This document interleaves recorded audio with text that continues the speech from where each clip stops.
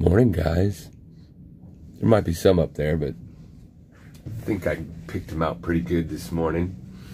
Don't mind it, though. I do not mind being called Booger. I actually like it. I think that's great. If I can make people laugh, if I can make people feel better about themselves, God bless me. God bless me. And, you know, I might as well bring him up. Saint last night laid into me at Drunk on Crypto because he thinks that if, I don't know what he thinks as far as like why my life could be better than it is. But he was under the impression that if I was just changed a few things, I wouldn't have to work so hard. I wouldn't have to be a slave to my... Dude, you guys have no idea how lucky I am to be able to take pictures that take a very long time to do and then reproduce them in ways that are unlike so many things you've ever seen, and then frame them in upcycled, recycled, or reused barnwood, pierwood, and then display them in public and have people look at them, and then sometimes those people that are looking at my pictures buy them. If you cannot see that as like the most tremendous blessing that any individual could have, you have no idea. I've seen so many businesses in my lifetime come and go. So many dreams that people, you know, made an effort towards and either was the wrong effort or they didn't have the resources or the wherewithal. I am the luckiest motherfucker you know, Saint. You have no idea. And the idea that we need some centralized authority to determine what business owners can pay other people, it's motherfuckers like you that keep motherfuckers like me from growing my business. Because there's too many nagging bitches out there who think somebody owes them a living and are willing to get in line for their free shit. And it's wonderful. You know what's even better? Not better.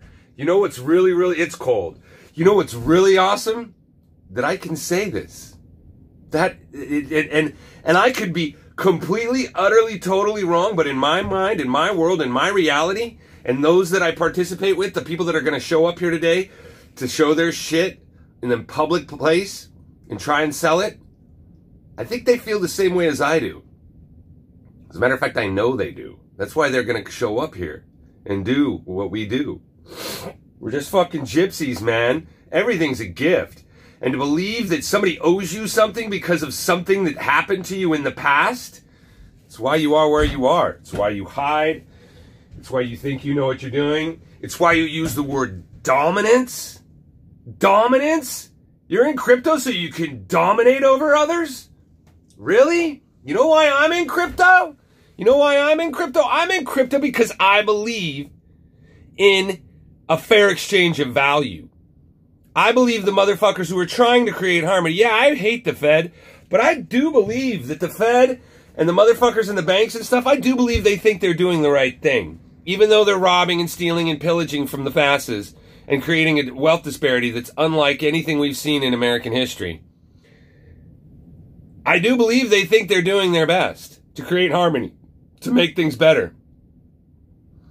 But they're stupid motherfuckers. And they won't let the catastrophe or the correction happen. Because if they did, then they'd hurt all those people that are closest to them. You know? Not unlike people on the bottom. You know? Thank God motherfuckers out there who know how to fix plumbing, who know how to wire houses, who know how to build servers, who don't get anything near what they deserve. Lifeguards, garbage men, mailmen. Thank God for these fucking people who are willing to just fucking take what they can and make do with what they have. Thank God for them. Without them, those of us on the lowest rung, those of us on the highest rung, wouldn't be able to fucking sit there and pillage the way they do. Yeah, so I don't know what the fuck I just talked about. I didn't even really want to talk about that. But I did. And I want to go set up right now because I like moving my body. And you should see all this stuff I got to move. These are, what? I got 14 8-foot by 4-foot walls. I've got, what, 15 20 by 30s in frames. I got 300 of those prints you guys saw me fixing yesterday. I got a wonderful 5-panel thing that nobody in the world has right here. It takes 2 people to hang. I got some face mounts. I got another, what, 20, 30 here of the bigger ones. And then I got about a dozen of the small ones. I'm going to put them up, put signs next to them, stand next to that shit, and then I'm going to do this. Here, I'll show you what I do. Right here. People walk into my booth and they wonder if they're looking at paintings. Yeah, people walk into my booth and they wonder if they're looking at paintings or they're looking at photographs. What the hell are they looking at? Never seen anything like what I do. Well, I'll tell you what I do. I do luminism. Luminism is I stole the term from the 1850s. Some of the greatest American artists, Thomas Cole, Frederick Edmund Church, they did these amazing detailed paintings that made them very, very wealthy. Because they were kind of those fucking Freemason types who had technology that nobody knew about. I mean, this is my understanding because they made paintings that nobody ever saw. Made them look like they were magicians, kind of like Rembrandt. When the camera obscura was invented, those that understood how it worked, they kept it a very deep, deep secret and allowed them to create artwork like no other. It was the initial phase of photography without film. And anyway, so they did this and they created some of the greatest American art. And what they did was called luminism. And I think I'm doing the same thing.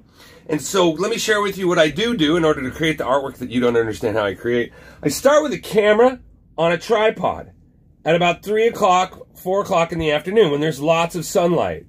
And I keep taking the same picture through the day while the sun starts to set, and then through the sunset and into the evening for the car, house, and street lights. And I have this palette of colors that I use. And from those palette of colors, I create my artwork. Just like a painter paints. You see this sky here? That sky never happened in a single moment. That sky is a blend of some of this cyan, some of this gold, some of this gray, and some of this deep blue. Kind of like a painter mixes paint. Red and white make pink. More red makes a darker pink. More white makes a lighter pink. This is how I create that. More importantly, see the illumination on this pier? Light would never ever fall on the pier like that. Again, I'm taking light from different times of day and blending it together to create a luminosity and image like no other photograph has ever taken. And a byproduct are these shadows and these ghosts. And believe it or not, I never really wanted them, but they became very, very popular. And I think it has a lot to do with why I'm successful. Because people look at my pictures and they see ghosts or shadows or apparitions or whatever you want to call them. Children, I don't know how they feel, but I know adults. They come into my booth, shit. I have a picture of a local strip joint. I did it just because I knew it was this church is buying out this local strip joint. Right? And I just did it for like man cave type stuff. Well, guess what? Some woman came into my booth. She asked her children to be removed by her husband. And she proceeded to tell me a story about this strip bar. You know what she told me? She said she was conceived there. I said, you were conceived there? You were thought of in a strip bar? No, no, no.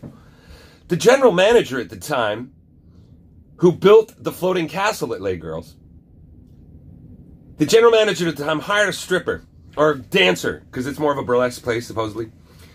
And they did the do in the strip joint.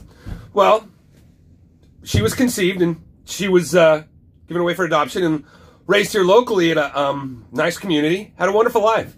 As an adult, she sought out who her paternal parents were.